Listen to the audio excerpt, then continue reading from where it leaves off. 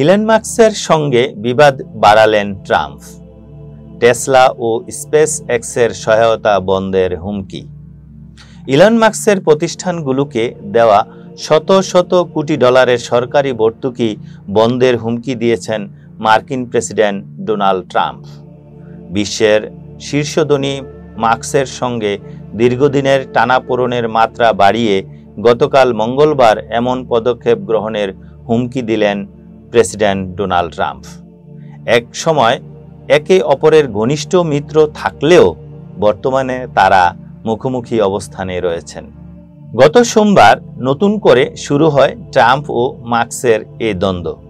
মার্কিন প্রেসিডেন্ট হিসেবে ট্রাম্পের দ্বিতীয় দফায় নির্বাচনে বিপুল অর্থ ব্যয় করলেও পরে মাস্ক তার কর হ্রাস ও সরকারি ব্যয় বাড়ানোর বিল নিয়ে সমালোচনা করেন।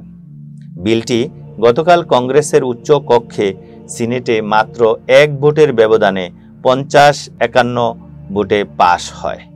এই বিলের ফলে বৈদ্যুতিক গাড়ি ইভি কেনায় যে ভর্তুকি পাওয়া যায় তা উঠে যেতে পারে। এই ভর্তুকিতে মূলত টেসলার মতো মাস্কের প্রতিষ্ঠানগুলো উপকৃত হতো। হোয়াইট হাউসে গতকাল এক সংবাদ সম্মেলনে ট্রাম্প বলেন, ও মাস্ক ক্ষুব্ধ কারণ তার ইভি সুবিধা উঠে যাচ্ছে, কিন্তু আরও অনেক কিছু হারাতেও পারে।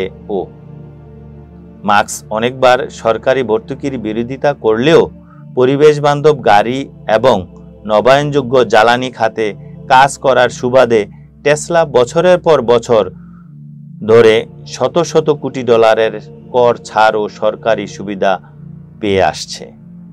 এসব কর্মসূচির অনেকগুলোর উপর নিয়ন্ত্রণ আছে ট্রাম্প প্রশাসনের।